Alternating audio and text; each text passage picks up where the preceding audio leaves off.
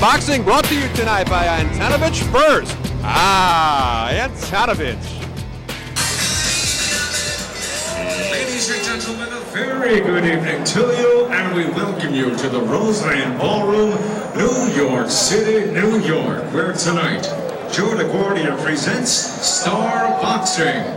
All of tonight's bouts are sanctioned by the New York State Boxing Commission, Chairman Mel Southard. Ladies and gentlemen, this bout of the evening is scheduled for 4 rounds in the welterweight division.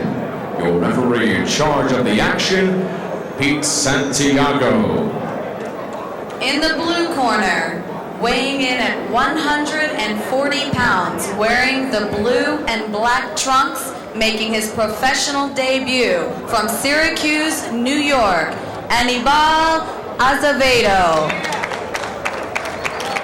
His opponent across the ring in the red corner, wearing black with the Puerto Rican national colors, weighs in at 147 pounds. His professional record stands at 1 defeat.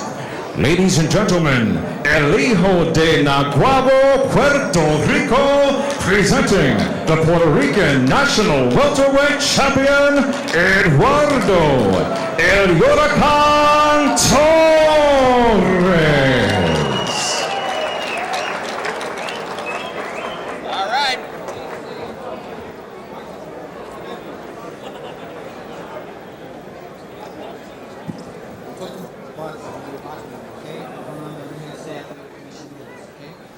Shake hands and good luck to both of you. All right, it is Torres versus Acevedo.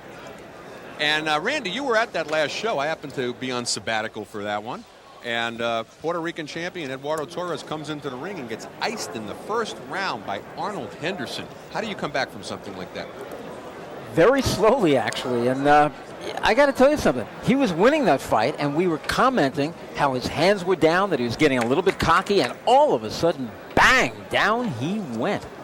And Henderson was a fighter, if I recall, had a losing record coming into the bout, right? Yep, it happened. Arnie, you and I both know it happens all the time. Don't go by the records. Well, going by right now, what we see here is Anibal Acevedo is a southpaw. And you wonder how much southpaw preparation poor Eduardo Torres got. So now he's coming back from a first-round knockout, a pro debut fighter that he had no tape on, and he's a southpaw to boot. What I think Torres should do is just move around the ring. He's got all that amateur experience. Use the experience, use the jab, and he'll get to him. Acevedo, this is his pro debut, and he's never had an amateur fight. And if anything, he's got a slight advantage over Torres, being that he's at least seen the tape of the almost first round completed by Eduardo. If I was Acevedo, he has told us that he was a brawler. I've heard that in the gym, that's how he fights. He comes right at you. That's what he really should do. Just rush Torres, get right to that chin while he's got everything, while Acevedo's got all his gas inside of him. Acevedo showing good lateral motion. They're trying to hook off the jab. Interesting seeing a southpaw do that from the other angle. And right now, my gut feeling right now, Randy, is that Torres found out when the bell rang that he's fighting a southpaw. Because right now, I don't see any right-hand leads coming from him. I don't see any left hooks. I see him trying to jab his way in. Well, Acevedo is because of his inexperience, he's very awkward. And he's pulling back with his head up in the air. He's slapping with his right hand. He's slapping with the left hand. And Torres is not quite sure how to deal with that. Back. Oh, but he learned how to deal with it there. Finally drops that right hand over the drooping left. Cut. Torres is cut, right eye. There is a cut on the right eye, but that was certainly from the rocking head of Acevedo. Acevedo rocked one more time here, and not quite as confident as he was about 60 seconds ago. Mouthpiece goes flying, and Pete Santiago really shouldn't have called a halt there, Randy. That was not the spot. That was not a lull in the action at all. That's what the rule says, a lull in the action. Well, big break right now for Anibal Acevedo in his pro debut. He was getting rocked pretty good there by a man who now appears to have a slight cut in the left corner of his eye. Torres, and that breather might have been just what Acevedo needed here. Quite frankly, I think he's going to take another shot. Oh, and he just took a big one, Randy. What, did you watch rehearsals? Oh, and Pete Santiago jumping in. What's he going to do here? He was starting to count before he fell. Mandatory 8 count administered as once again that big right hand lead drops in. Not much time left here in the first, and wait a minute, what are we? Oh, warning for hitting behind the head. Another big break here for Acevedo. Oh, Acevedo is ready to go for the second time in the round. Acevedo now lands a jab of his own. Seems clear-headed, and there's about under 10 seconds to go here. It seems like he's going to survive, and just as I say that, Pete Santiago jumps in and stops the fight. 5 seconds to go in the round, and Santiago stops it.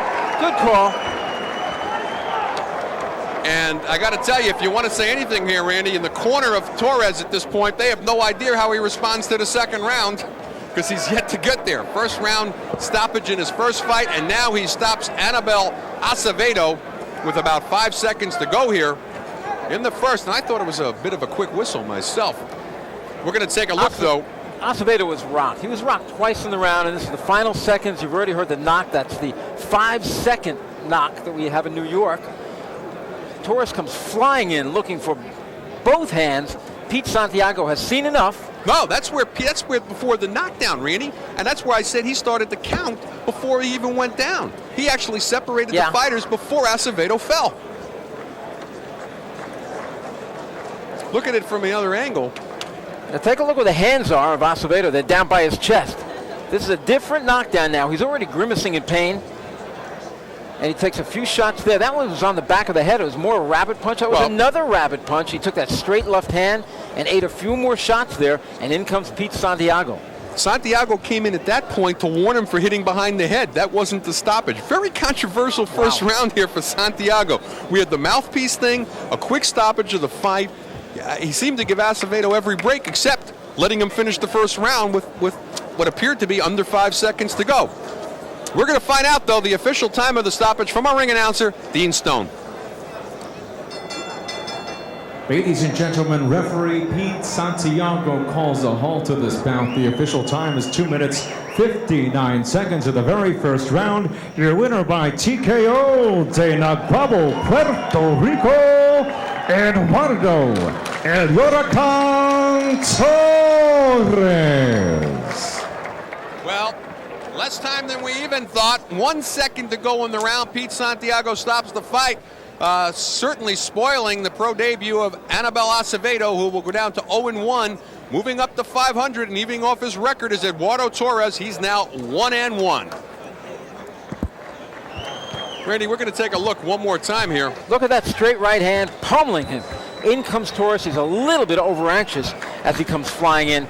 Here he's trying to gather himself again, trying to set up that right hand. There's no question about it that he's a big right hand puncher. Tries to set it up with the left hand, with the jab, comes in with a couple of right hands, and here Pete Santiago has seen enough.